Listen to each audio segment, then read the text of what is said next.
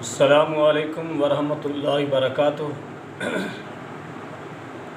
بسم اللہ الرحمن الرحیم۔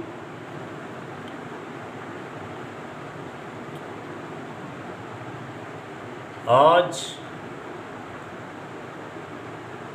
بہت ہی رنجیدہ دل کے ساتھ، پست دلی کے ساتھ،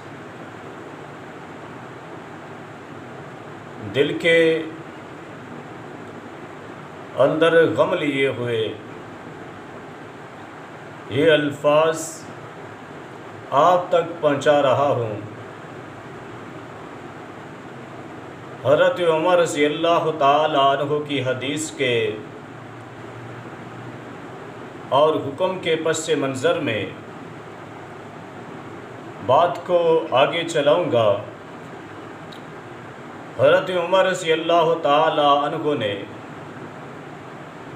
صائب بن یزید رضی اللہ تعالی عنہ بیان فرماتے ہیں کہ میری طرف ایک کنکری پھینکی، میں نے سر اٹھا کر دیکھا تو حضرت عمر رضی اللہ تعالی عنہ سامنے موجود ہیں، اور مجھے فرمایا گیا کہ جاؤ وہ جو دو شخص ہیں ان کو میرے پاس بلا کر لے آؤ۔ انہیں بلایا گیا۔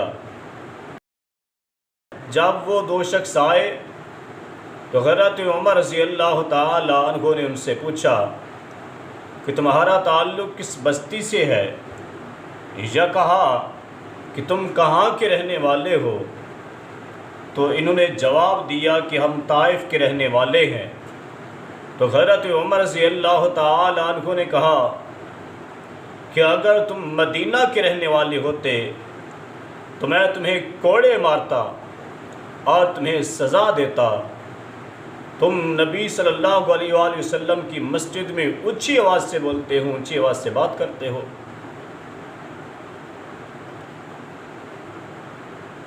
معزز سامعین، گزشتہ دنوں 27ویں شب کو جب اللہ تبارک و تعالی کے سامنے تمام مسلمان سر بسجود تھے، اللہ سے اپنے گناہوں کی معافی مانگ رہے تھے، تو ادھر میرے نبی کی مسجد کے اندر، مسجد نبوی کے تقدس کو پامال کیا جا رہا تھا۔ مان لیا تمہاری سیاست، تمہارے اندر کے اختلافات صحیح، لیکن کیا تمہیں اس سیاست کے لیے، کیا تمہیں اس نفرت کا بیج بونے کے لیے میرے نبی کی مسجد نظر آئی تھی؟ دنیا کے اندر جگہیں ختم ہو گئی تھی، دنیا کے اندر کوئی ایسی جگہ تمہیں نہیں ملی تھی جہاں پر تم اپنے بغض کو، تم اپنی نفرت کو، تم اپنی اس دشمنی کو وہاں پر نکال لیتے اور میرے نبی کی مسجد کو پامال ہونے سے چھوڑ دیتے۔ تم نے ان کے تقدس کو اس طرح پامال کیا، اس طرح راؤنڈ کے رکھ دیا کہ تمہیں مسلمان ہونے کا لحاظ ہی نہیں رہا۔ تم نے صرف اس حکومتی وفد کی بے حرمتی نہیں کی ہے، جگ ہنسائی نہیں کی ہے، بلکہ میرے ملک کی بھی جگ ہنسائی کی ہے۔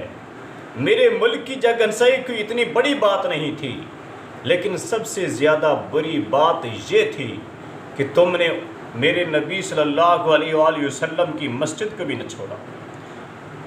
آسمان کیوں نہ گر پڑا، زمین کیوں نہ پھٹ گئی کہ مسلمان، یہ وہ مسلمان ہے جس کے بارے میں اقبال نے کہا تھا اور میرے قائد نے کہا تھا کہ یہ وہ ہے مسلمان جن کو دیکھ کے شرمائے یہود۔ تو بھائیو، تمہارے سیاسی اختلافات، تمہاری نفرتیں ایک سائڈ پہ رکھ کے خدا را اس چیز کو چھوڑ کر صرف اس چیز کو اپنائیں کہ یار ہم مسلمان ہیں، ہمارے اندر اسلام کی روح پنپتی ہے، ہمارے اندر اسلام کا وجود ہے۔ دوستو معزز سامعین، اپنی اس نفرت کو بھلا کر، اس چیز کو بھلا کر اپنے گناہوں کی معافی مانگے کہ ہم نے جو کیا ہے غلط کیا ہے، ہمیں یہ نہیں کرنا چاہیے تھا۔ کسی کا جرم ہو، کوئی ملزم ہو، کوئی کرپٹ ہو، جو بھی ہو، لیکن اس کا ایک دائرہ کار ہوتا ہے، اس پر فتویٰ ہم نہیں لگا سکتے۔ عدالتیں موجود ہیں، سب کچھ موجود ہے، جب وہ فیصلہ اس چیز کا کر دیں تو پھر ان کو کہا جا سکتا ہے، اس سے پہلے کوئی فیصلہ نہیں کیا جا سکتا۔ اس لیے خدا را اپنا قبلہ درست کریں، صحیح سمت کی طرف چلیں، یہ نہ ہو کل اللہ کے ہاں ذلت اور رسوائی کا سامنا کرنا پڑے اور ہمیں اس چیز کا جواب دینا پڑے۔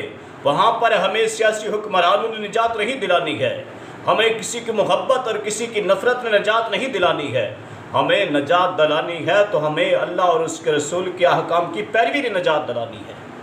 اس لیے خدا را اپنے قبلہ کو درست کریں اور اپنے گناہوں کی معافی مانگیں۔ دعا ہے کہ اللہ تبارک و تعالی ہمیں اس ذلت اور رسوائی سے جو ہے بچائے، ہمیں اس بغض اور نفرت کی سیاست سے بچائے۔ آمین ثم آمین۔ وما علینا الا البلاغ المبین۔